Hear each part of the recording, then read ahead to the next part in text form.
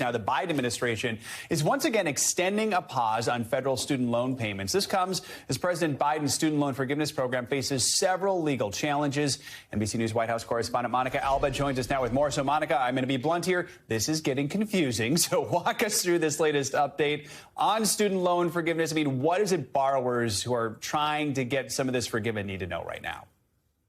It's complex and there's a lot of layers to it, Joe. You're absolutely right. The first and most important thing here is that the Biden administration rolled out this student debt forgiveness plan a couple of months ago. Millions signed up for it, but it is right now in legal limbo while the Supreme Court weighs whether it can proceed. And that is why the education secretary is saying these payments that were set to resume in January now won't resume until at least June, depending on what happens in the court. So the president was the one to make this announcement yesterday, and he really put it in some blunt terms, saying that this was unfair to these millions of borrowers who are in financial limbo, trying to figure out when they're going to have to pay next and what they may have to pay. Take a listen to a little bit of that.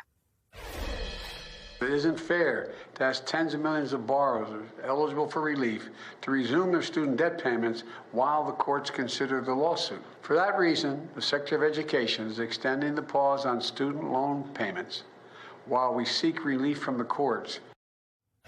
This is the 8th time that pause has been put in place and extended, Joe. Of course, this went into effect originally because of the COVID pandemic. That's when this started back in 2020. But then the fact that candidate Joe Biden wanted to implement this thing he promised to do, they thought was going to be kind of the end to this. People could start to put together their plan, up to $10,000 for some people, up to $20,000 in forgiveness for those receiving Pell Grants. So you can imagine a lot of Americans coming up on the holidays, trying to budget, trying to financially plan, simply don't know in terms of when this is going to be resolved by the Supreme Court. We have some expectation that the states who had blocked this, some of which are Republican-led, and that is what ultimately went all the way up to the Supreme Court from the federal level, they have until today by noon to file their response to the Supreme Court.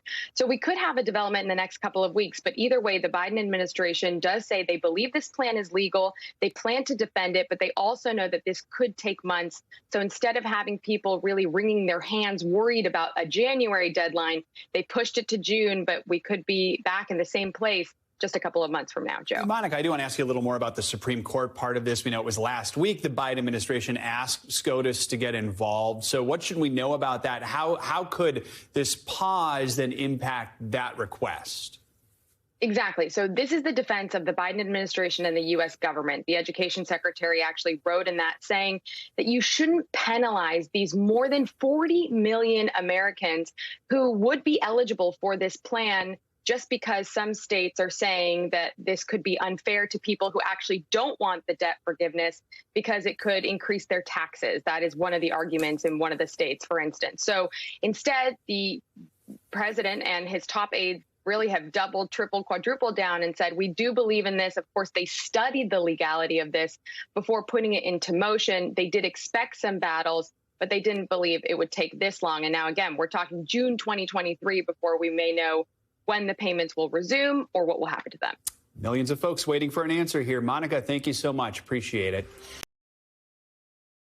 Thanks for watching our YouTube channel. Follow today's top stories and breaking news by downloading the NBC News app.